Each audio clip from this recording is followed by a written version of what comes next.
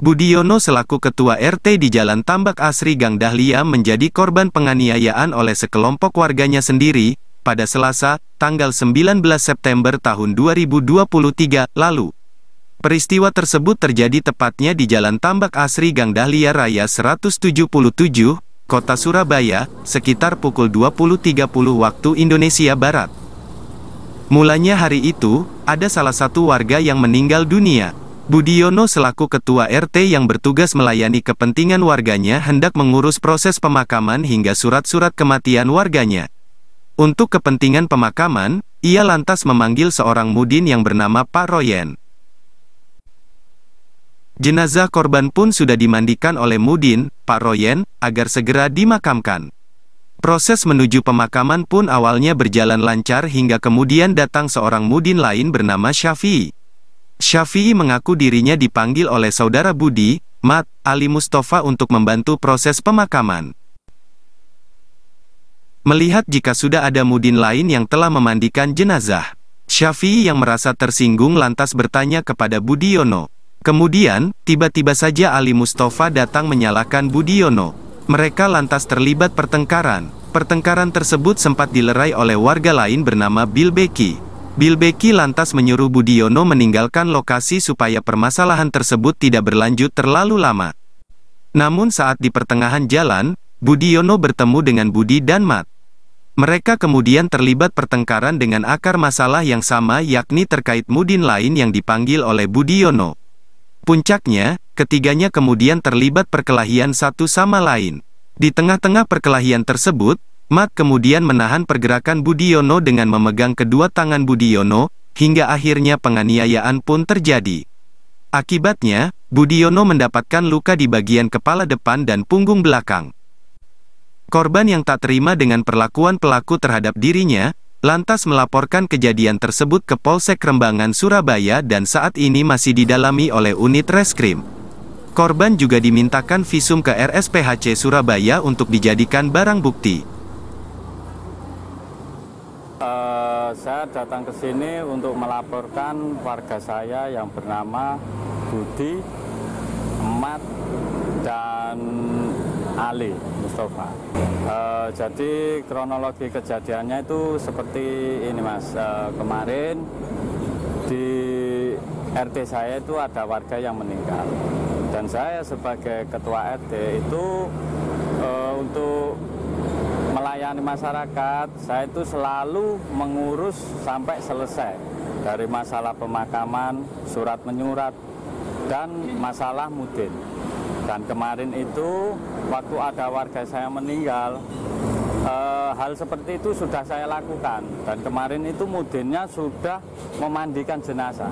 Tapi, golongannya orang-orang ini memanggil mudin lagi, gitu loh. Dan yang memanggil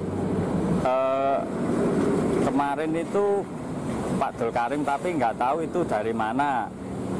Cuman kemarin itu waktu ada mudin memandikan, ada mudin lagi. Dan mudin itu melabrak saya. Dan dia itu mempertanyakan, mudin di sini kok saya nggak dipanggil. Loh, kan kita emang zaman kan sama saya udah nggak cocok. Saman kalau apa-apa masalahnya kan uang dan selalu menjelek-jelekan saya. Jadi itu gini, kalau masalah mudin ini kan juga Pak Royen kan juga mudin, panggil sampean. Nah dari situ saya perang argumen dengan namanya Mudin Syafi'i. Nah disitulah Ali Mustafa datang. Untuk apa? Untuk memperkeruh permasalahan. Dia seolah-olah menyalahkan saya dan menjatuhkan saya. Nah, dari situ kita perang argumen, saya ditarik sama warga saya yang bernama Dulbeki. Jadi saya dipojokkan sama Dulbeki, disuruh masuk gang 10.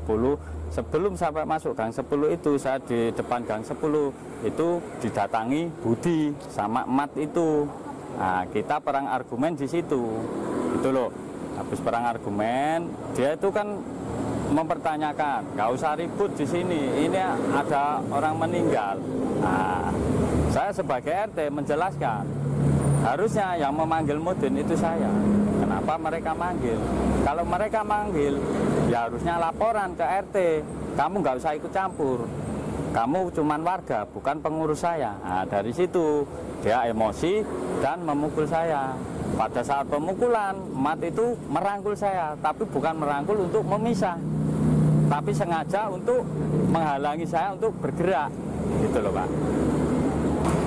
Harapan saya sebagai ketua RT itu saya tindak lanjutin di Polsek supaya apa? Efek jera itu ada di warga, dan utama lagi kepada semua RT dan RT-RT se-Indonesia supaya nggak akan terjadi hal-hal yang seperti ini lagi.